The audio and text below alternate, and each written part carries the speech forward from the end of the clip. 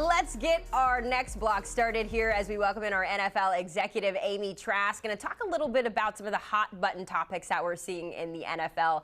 And you know, Amy, it's interesting. A couple weeks ago, you and I had a conversation about special teams and how special they had been to that point of the season. I believe that was like week 3 or week 4. As we go into week 6, though, some things have kind of looked a little dicey for some of these teams. I was just talking to one of our analysts yesterday about the Rams and their special teams mistakes.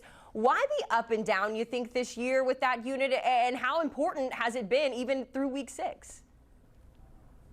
Umpteen games have been won or lost by a very, very small number of points, 1 point, 3 points. In other words, special teams can be the difference between a win or a loss. And I do remember our conversation, Haley, and the fact is special teams are a third of the game. Offense, defense, special teams. And my mind is blown or boggled or both that some teams don't seem to place enough emphasis on special teams. You referenced the Rams. Well, the Rams could be 5-0. They had 2 field goals blocked in the fourth quarter versus the Eagles. One was 36 yards, one was 44 yards. And then against the Niners during regulation, they missed an extra point. And then to start overtime, kicked short of the landing zone. So the Niners began at the 40. You know, the Rams really could be 5-0, but for those special team blunders. 2 weeks ago, the Raiders trailed the Bears by 1 point with 38 seconds left. What would have been the go-ahead field goal was blocked.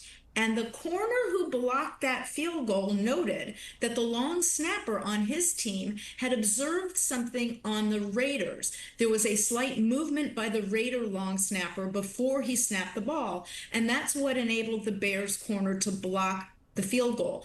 That's fixable, Haley. That kind of mistake doesn't have to happen. And of course, the Chiefs kicker has missed 5 kicks so far, 3 field goals, 2 extra points. And last week versus the Jaguars, his final kick went out of bounds, so Jacksonville had great field position. Special teams can be the difference in a win or a loss, and we're seeing that a lot this season. We are, and to your point, it makes a difference, right? When you have that last game-winning kick on the line, you want to have trust that your kicker or whoever it is going to handle that. You did talk about the Raiders, though, Amy, an organization you're familiar with. Unfortunately, special teams is not the only problem this team is having. And Pete Carroll's first year and his return, I should say, to the NFL. You got Geno Smith. He can't quit throwing interceptions. The team, of course, dealing with some health. What's your assessment of why things are not working in Las Vegas right now, Amy? Well, I'm going to share that assessment with you, but I'm going to segue into this since you raised the Raiders right after we discussed special teams, and I'm going to revert to the 8-year-old I often am. When we drafted Sebastian Janikowski, oh boy, did we get crap for that. Special teams matter. On to the Raiders and your question. I love what Pete Carroll said last week, just this past week. Maybe you call it this week, I'm not sure. He said, we have to run the ball more. And he's right. You drafted Ashton Genty with the 6th pick in the draft. He's a spectacular running back. And yet the first thing Chip Kelly did was say, I want to change your stance. I don't want you lining up and I don't want your stance the same as the way it was in college. Well, wait a minute. He was phenomenal in college. That's why you drafted him. And now you're going to tell him to change his stance? Well, guess what? Ashton changed his stance back. I love that Pete said that he loved that Ashton reverted to his college stance, and he's gotten better since then. So I don't know what the heck Chip Kelly was thinking, but why would you draft someone who is so good at what he does and then immediately tell him to change what he does? By the way, as to protecting the quarterback, the Raiders have given up a lot of sacks this year. I think it was tied for the 5th most sacks given up in the league. Well, guess what?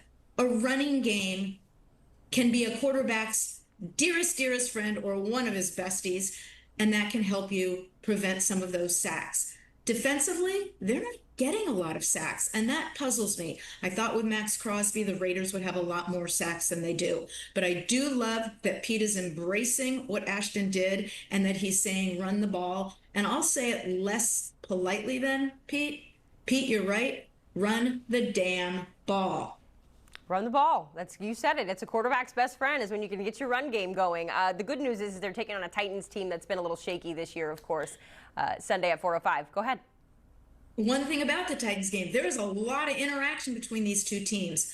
Callahan is the head coach of the Titans. He spent some time with the Raiders. His dad, Bill Callahan, is their offensive line coach. He was the Raider head coach. You've got Bones, John Foster, I always call him John, Bones, who I think is the best special teams coach there is. He's with the Titans. He was with the Raiders during my year, a phenomenal special teams coach. And Randy Jordan coaching the running backs. So that, we always hear people say, oh, it's just a game. It's just a game. Yeah, it's not always just a game. There's going to be some intrigue in this game. There's always that crossover, right? I echo your sentiments about Bones Fossil. I was with the Cowboys when he was the special teams coordinator in Dallas, and he is a phenomenal human. We could spend the rest of our show talking about him, but we got to move on, Amy. Obviously, the trade deadline is quickly approaching. It is Tuesday, November 4th, the last chance for teams to acquire talent via trade, and we've already seen some teams kind of dip into that. But walk us through, Amy, the process of a trade, right? How do you decide who you're trading for, the terms?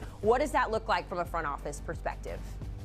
I'm so glad you asked about the front office perspective, Haley, because when there is a trade, the immediate focus of many is how does this impact each of the involved teams on the field? And there is so much that goes into making a decision as to a trade. But you know what? There's a lot that goes into it the moment the terms of the trade are agreed upon. The player who is traded is often sent to the new team that very day or maybe the next day. But here you have a man who may have a significant other in the area in which he's currently playing. He may have a family. He may have children. He could have a dog. He could have a cat. He could have any number of responsibilities, but you're picking up that phone or you're seeing him in person in the locker room or on the field and you're saying, hey, we just traded you. And oh, by the way, we've got a plane ticket for you this afternoon. Or, oh, by the way, you're flying out tomorrow morning. So, number one, from the player's perspective, in many instances, he's not aware at all that there may be a trade. And now his feet are knocked out from under him. And as I said, he could be leaving a family. He could be leaving a significant other. He could have a dog. He could have a cat. And by the way, we once traded for a player that we were so eager to get on the field that when there was some issue with respect to getting his dog at the airport, I said, get him on the field, get him on the field. I went to the airport and picked up his dog. So the fact is there's a lot of work to be done on both ends. The team that is sending the player, the team that is getting the player has to have accommodations for him in a hotel or otherwise. There's a lot that goes in behind the scenes, but never, ever, ever forget it can be crushing to someone who has to immediately get on a plane and leave children, leave loved ones, a dog or a cat. Never leave the dog or the cat. By any means necessary, Amy. You were getting that player out and you were getting them on your field. We appreciate the time and the insight from the front office perspective. Always love catching up with Amy here in HQ Spotlight. And I hope you catch up with us on Sundays for Game Day Recap. Pete, Damian, Ran, and myself coming to you from HQ 8:20 Eastern on Sundays.